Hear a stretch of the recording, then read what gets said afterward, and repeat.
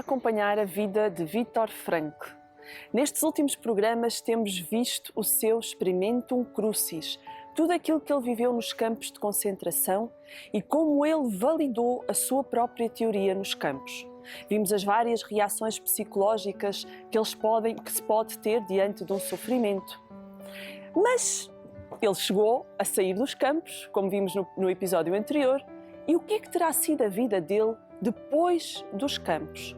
Será que ele foi fiel àquilo que ele deixou escrito?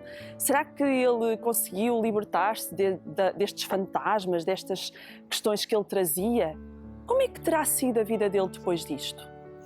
Então, Frankl, depois de toda a tensão que ele viveu, opressão, etc., nos campos, ele conseguiu sim dar uma volta à sua vida e manter-se fiel àquilo que ele dizia e que ele deixou como o seu grande legado.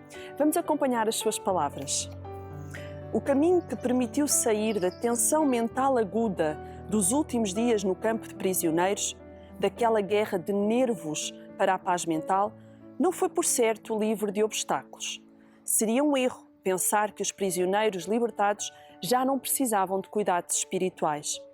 Temos de ter em conta que um homem que esteve sob uma tão imensa pressão mental durante tanto tempo corre naturalmente alguns riscos após a libertação, especialmente porque a pressão foi soltada de forma súbita. Este perigo, no sentido da higiene psicológica, é o correspondente psicológico da doença de descompressão. Assim como a saúde física daqueles que trabalham em caixas de ar comprimido ficaria em perigo se deixassem a câmara de mergulho de repente, quando estão sob uma pressão atmosférica enorme, assim também o homem que foi liberto subitamente da pressão mental pode sofrer danos na sua saúde moral e espiritual. E nós não vemos isto ainda hoje? Pessoas que passaram uma vida, às vezes até só na infância, mas muita gente passou muito mais do que isso. Uma vida de opressão, de agressões físicas, psicológicas, situações de uma tensão durante anos a fio.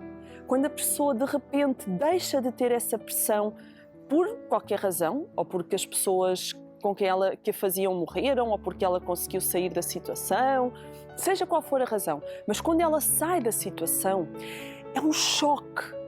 E aquilo que ela achava que ia sentir, às vezes não acontece, como nós vimos no episódio anterior.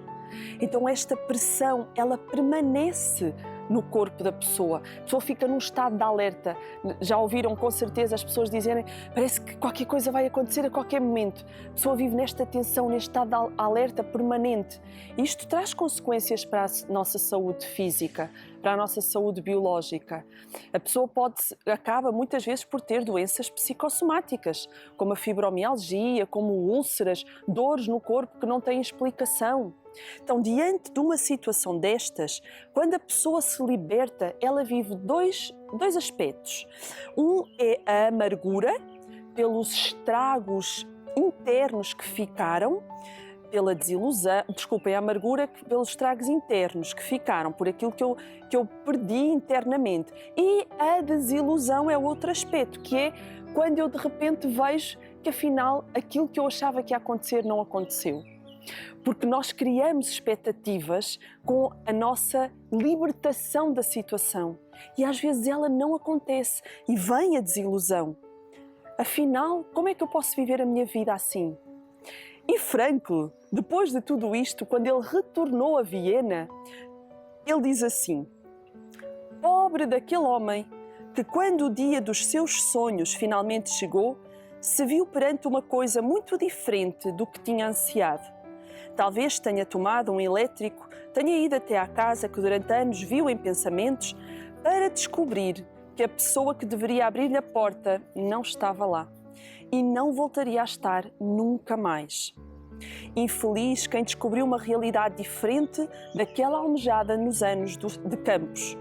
Mas, assim como o dia da libertação acabou por chegar e tudo lhes pareceu um sonho lindo, assim também chega um dia em que todas as experiências do campo lhes parecem pura e simplesmente um pesadelo. A experiência suprema de todas para o homem que regressa à casa É o sentimento maravilhoso de que depois de tudo quanto sofreu, não há mais nada a temer, exceto o seu Deus.